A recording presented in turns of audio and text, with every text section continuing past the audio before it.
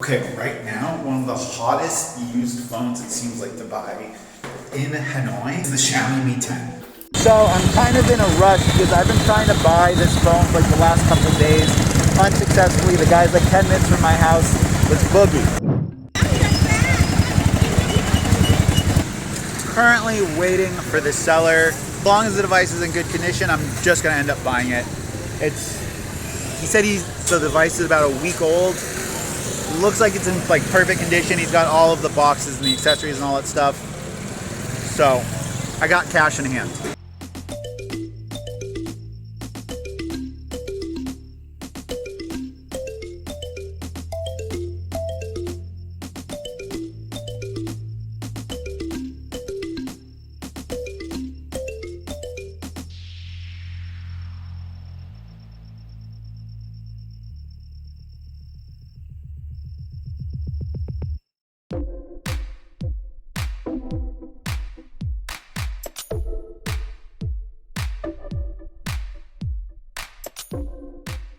To the office with the device. Guy was super cool who I bought it from. He was using a Huawei Mi 40 Pro, P40 Pro, whatever the newest flagship Huawei device was. That thing takes amazing photos. Amazing photos. Like, wow. But I'm really excited to go ahead and start setting up the Xiaomi Mi 10 and start doing videos about it. First impressions, I don't like the curved screen. The punch hole does not really disturb me at all. I barely notice it, although the Xiaomi Mi 9 style notch I think would have been better.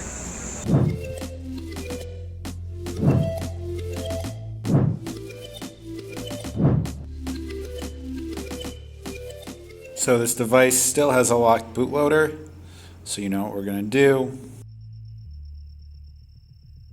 Now that we have applied for the bootloader unlock, it's time to go ahead, update this device, de-bloat it, and set it up. Now that we have this device de-bloated, we're waiting for the bootloader to get unlocked.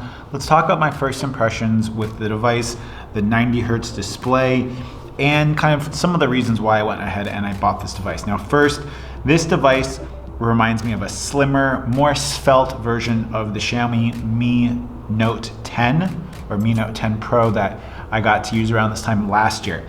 And one thing that I already dislike about it is the curved screen. Now it's not super curved, but I just kind of prefer the flat screen, although I'll probably end up liking the curved screen.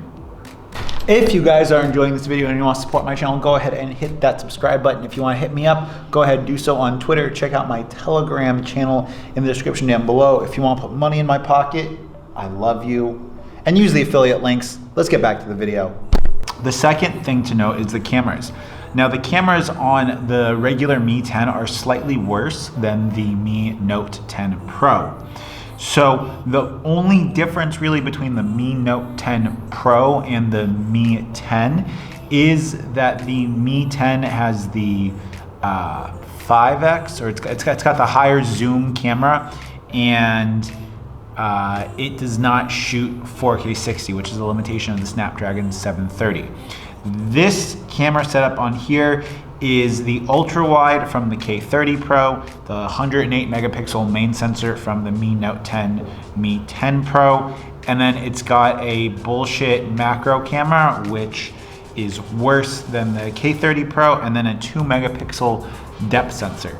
So in regards to the cameras array, it is a slight upgrade over this phone. The area that's the biggest of upgrades is that the main camera now has optical image stabilization, which means that I can vlog with this, have a wider field of view, and then when the light gets lower, I can still have optical image stabilization along with that video.